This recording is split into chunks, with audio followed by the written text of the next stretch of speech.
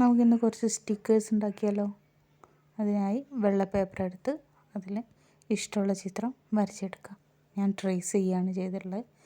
എളുപ്പത്തിൽ അങ്ങനെയും ചെയ്യാം, അല്ലാത്തവർക്ക് വരച്ചെടുക്കുകയും ചെയ്യാം. അതിനുശേഷം അതൊന്ന് കളർ ചെയ്തെടുത്ത് അത് അതേ ഷേപ്പിൽ നമ്മൾ വെട്ടിയെടുക്കുക. വെട്ടിയെടുക്കുമ്പോൾ കുറച്ച് വെള്ള ഭാഗം വെച്ചിട്ട് വെട്ടിയെടുക്കുക. അതിനുശേഷം അതിൻ്റെ മേലെ ഒരു സെല്ലോ ടേപ്പ് കവർ ചെയ്തെടുത്ത് അതും കുറച്ച് അറ്റം വിട്ട് കട്ട് ചെയ്തെടുക്കുക. എന്നിട്ട് അതൊരു OHP ഷീറ്റിലോ പ്ലാസ്റ്റിക്കിൻ്റെ എന്തെങ്കിലും കവറിലോ ഒന്ന് ഒട്ടിച്ച് വയ്ക്കാം. ഇനി നമുക്കൊരു മിനി നോട്ട്ബുക്ക് ഉണ്ടാക്കാം. അതിനായി പേപ്പർ എടുത്ത് നമ്മൾ ഇതുപോലെ ഒന്ന് മടക്കിയെടുക്കാം.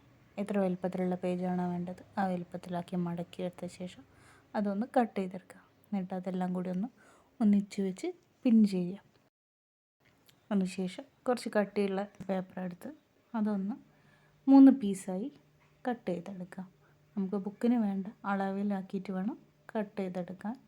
കട്ട് ചെയ്ത എല്ലാ പീസുകളും കൂടി നമ്മളൊന്ന് സെല്ലോ ടേപ്പ് വെച്ച് ഒട്ടിച്ച് കൊടുക്കാം.